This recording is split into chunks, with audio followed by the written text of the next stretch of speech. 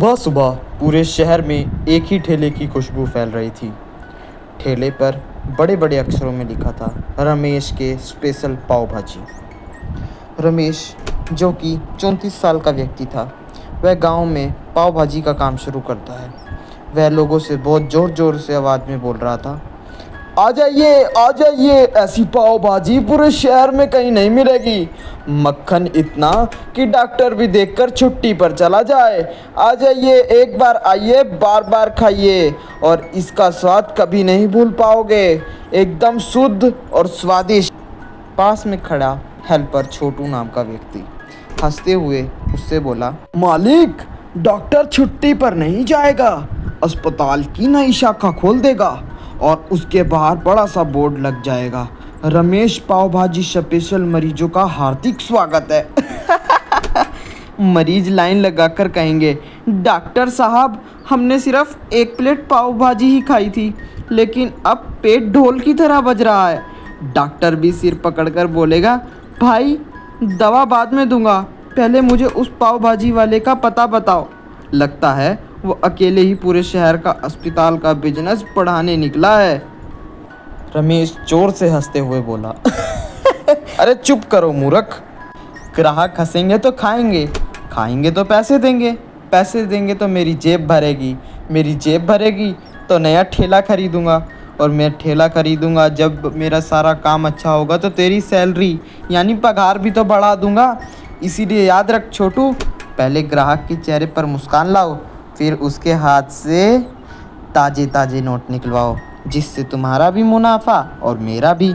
मालिक चेले की बातें चल ही रही थी कि इतनी देर में ग्राहक आया। ग्राहक दुकान के सामने आकर खड़ा हुआ और उससे बोला, भैया, एक प्लेट पाव भाजी देना, लेकिन सुनिए, मक्खन थोड़ा ज़्यादा डालना, ऐसा नहीं कि चम्मच से ढूंढना पड़े कि मक्खन कहाँ गया। ऊपर से एक बड़ा सा मक्खन का टुकड़ा भी रख देना, ताकि प्लेट देखते ही दिल भी खुश हो जाए और कहे वाह। और हाँ, पाव भी अच्छे से मक्खन में एकदम सेकना कि मक्खन का टेस्ट मेरे पूरे मुंह में आ जाए, इतने कुरकुरे कि खाते ही कर कर की आवाज़ आए। समझ रहे हो ना हमारे कहने का मतलब। रमेश ने ग्राहक को हाँ कर दी।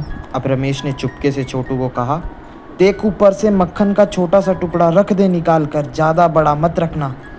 इतने में छोटू हैरान होकर उसकी तरफ देखने लगा। छोटू के मन में आशंकाएं जगने लगी।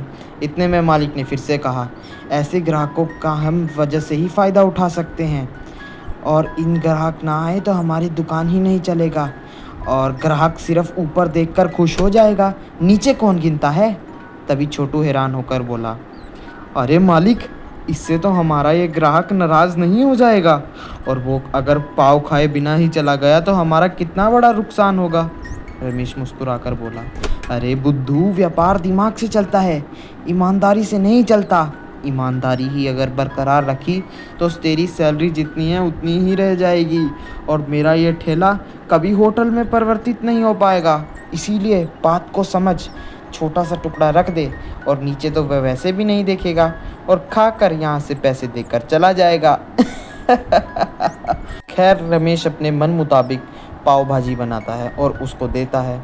कुछ देर तक ग्राहक उसे खाता है। उसको वह पहले तो बहुत स्वादिष्ट लगती है। उसके बाद वह रमेश से बोलता है, अरे वाह, स्वाद तो अच्छा है इसका, लेकिन भाजी कम क्यों है इतनी, और भाजी में थोड़ा अलग सा भी टेस्ट आ रहा है। मक्खन मतलब ऐसा लग रहा है, ये मक्खन नकली जैसा लग रहा है। खैर, स्वाद अच्छा था इसका, मज़ा आ गया खाने में। तभी रमेश ने तुरंत अभिनय करते हुए बोला, अरे साहब, आजकल की सब्जियों के भी तो भाव आसमान को छू रहे हैं। आज भी आलू का दाम आसमानों के रेट पर चढ़ा हुआ है। आलू तो अब खुद को सोना समझने लगा है, सोना, जैसे उससे स्वादिष्ट सब्जी आज तक जिंदगी में किसी ने खाई ही ना हो।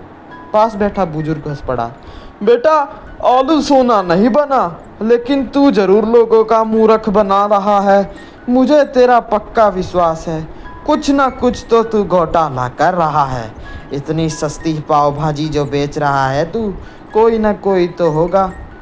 पूरा ठेला जोरदार ठक्का लगाकर हंसने लगा। रमेश मुस्कुराया और मन ही मन बोला, हंस लो, जितना हंसना है हंस लो, आखिर में पैसा तो मेरी जेब में ही जाएगा, तुम लोग तो सिर्फ हंस ही सकते हो, पैसा तो मैं कमा रहा हूँ ना। पर कैसे तैसे कर कर दिन कटा। अगले दिन रमेश ने अपने ठेले के ऊपर रंग बिरंगी लाइटें लगवा दी। ठेला देखने में अब और भी ज़्यादा सुंदर दिख रहा था। ठेले के बोर्ड भी लगाया हुआ था जिस पर लिखा हुआ था आज का स्पेशल ऑफर, मक्खन की इतनी प्लेट चमक उठे कि स्वाद ऐसी उंगलियां भी छुट्टी मांग लें। तभी छोटू वर्कर उसको पढ़कर हंसने लगा और बोला, आज की स्पेशल ऑफर तो बड़ी ही मज़ेदार है, बोर्ड तो ऐसा लग रहा है जैसे पाव भाजी नहीं किसी 5 स्टार होटल का उद्घाटन हो रहा हो। इतने में कॉलेज के 4 लड़के उसके ठेले की ओर बढ़े। पहले लड़का उसकी तरफ आया और उससे देखते हुए बोला, भैया 4 प्लेट पाव भाजी बनाओ और मक्खन इतना डालना कि पाव भाजी तैरती हुई दिखाई दे उसमें, और मक्खन की टिक्की हमें भी दिखे अच्छी सी। तभी रमेश मुस्कुराया और मन ही मन उसको सोचते हुए बोला,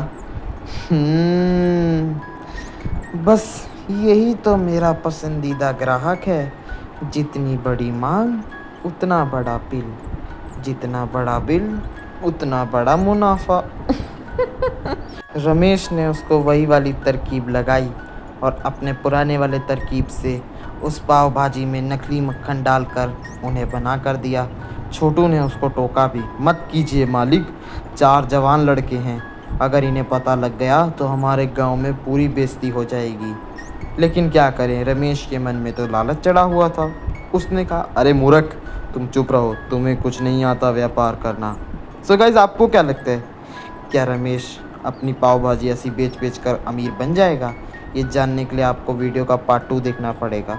सो do like, share and subscribe our channel for more videos. Thank you for watching.